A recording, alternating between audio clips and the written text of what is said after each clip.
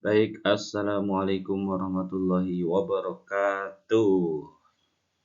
Baik, anak-anak, hari ini kita kembali melanjutkan materi yang sudah kita pelajari. Yang sebelumnya kita pelajari yaitu adab bertamu. Nah, kali ini kita akan belajar mata pelajaran pendidikan Al-Islam atau PAI tentang adab menerima tamu. Nah, anak-anak pasti masih ingat ya, kita review sebentar tentang adab bertamu yang sudah kemarin kita pelajari. Bahwasanya adab bertamu itu ada beberapa, diantaranya yaitu yang pertama meminta izin dengan mengetuk pintu dan juga mengucapkan salam. Nah, di dalam meminta izin ada beberapa hal yang tidak boleh dilakukan, antara lain yaitu berteriak-teriak ya, ketika bertamu berteriak-teriak itu tidak diperbolehkan. Yang selanjutnya yaitu mengetuk rumah dengan cara yang berlebihan itu juga tidak diperbolehkan. Yang ketiga, meminta izin lebih dari 3 kali itu juga tidak diperbolehkan. Maka ketika sudah 3 kali mengetuk pintu meminta izin kepada pemilik rumah, akan tetapi belum atau tidak dibukakan, maka seharusnya kita pulang kembali. Baik, yang keempat, nggak boleh dilakukan ketika meminta izin adalah mengintip ke dalam rumah. Nah, karena penasaran apakah ada orang atau tidak, maka itu tidak diperbolehkan.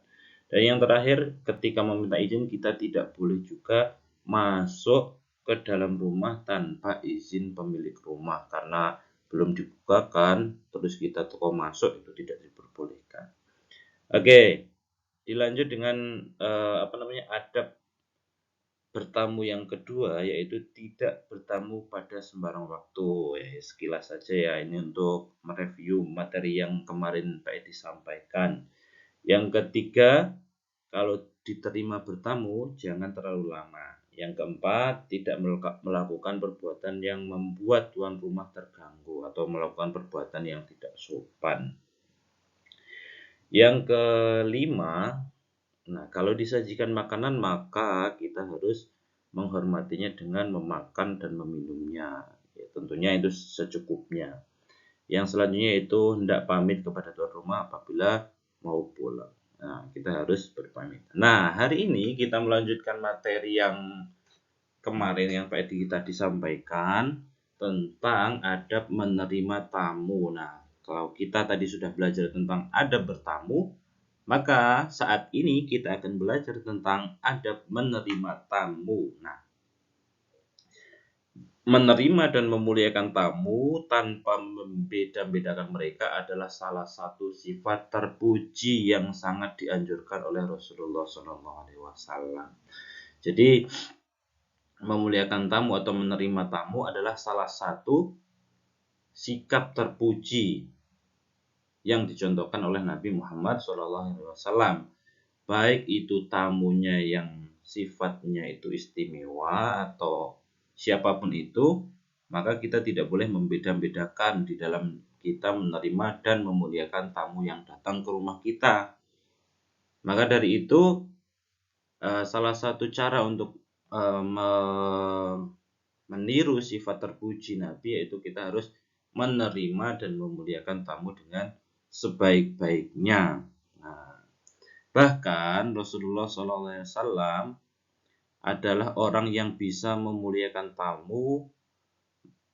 Kata Nabi, orang yang bisa memuliakan tamu merupakan salah satu bukti bahwa dia adalah orang yang beriman kepada Allah Subhanahu wa taala dan hari akhir. Jadi, orang yang bisa memuliakan tamu merupakan bukti ketaatan kita kepada Allah, bahwa kita itu termasuk orang yang beriman kepada Allah dan hari akhir.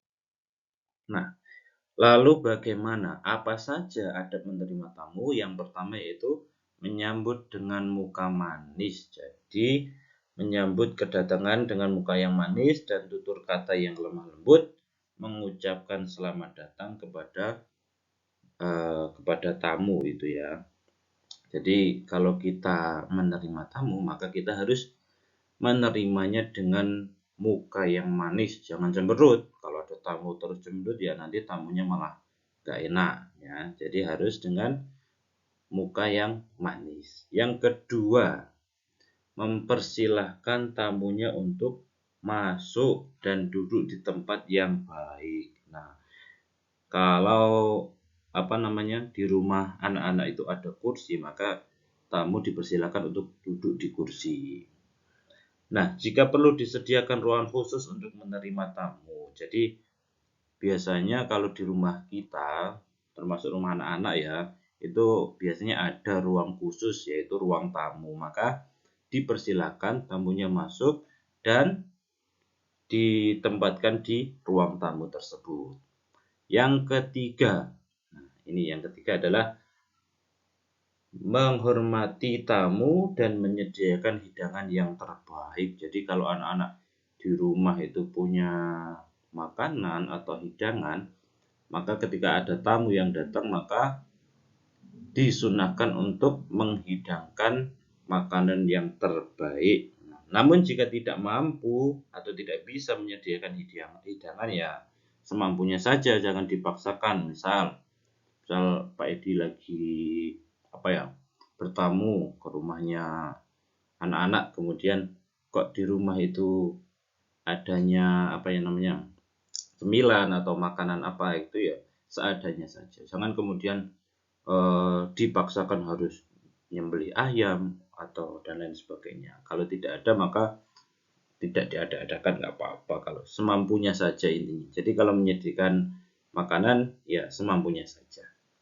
Yang keempat, adab menerima tamu, yaitu jika tamu datang dari jauh dan ingin menginap, maka tuan rumah wajib menerima dan menjamunya maksimal selama 3 hari. Nah, kalau ada tamu yang datang dari jauh, misal saudara atau kerabat atau teman yang datang dari jauh dan ingin menginap, maka kita wajib menjamunya atau menerimanya maksimal yaitu 3 hari. Nah, jika lebih dari 3 hari dan tuan rumah tidak keberatan, maka hal itu juga tidak menjadi masalah. Nah, dan itu menjadi sedekah bagi tuan rumah. Jadi itu wajibnya itu menerima 3 hari, namun kalau tidak keberatan maka boleh atau tidak apa-apa, itu termasuk sedekah bagi tuan rumah. Dan yang terakhir adalah apabila tamu hendak pulang atau jika tamu hendak pulang, hendaknya tuan rumah mengantarkan tamu yang mau pulang sampai ke depan rumah. Jadi ketika ada tamu yang ingin berpamitan pulang ke rumah, maka dianjurkan untuk mengantarkan tamu sampai ke depan rumah. Sampai tamu itu berangkat atau pergi pulang, maka tuan rumah mengantarkan sampai ke depan rumah. Itu anak-anak adab menerima tamu atau materi yang harus dipelajari ketika pelajaran daring ini. Maka dari itu anak-anak nanti tugasnya adalah mencatat adab menerima tamu yang ada di layar ini ya, yang ada di layar ini saja, nggak usah dari awal. Jadi anak-anak mencatat 5 adab dalam menerima tamu di buku tulisnya, yaitu melanjutkan catatan yang kemarin ya. Jadi nanti ketika masuk berarti anak-anak sudah mempunyai catatan tentang adab menerima tamu. Gitu. Mungkin materi pada hari ini cukup sekian. Nanti kita lanjutkan lagi di pertemuan yang akan datang, yaitu kita lanjutkan di kelas kita. Baik anak-anak, yang terakhir selamat belajar, selamat beraktivitas, selamat berakhir pekan, dan semoga kita dipertemukan lagi di pertemuan yang akan datang, insya Allah. Dari Pak Edi cukup sekian. Wassalamualaikum warahmatullahi wabarakatuh.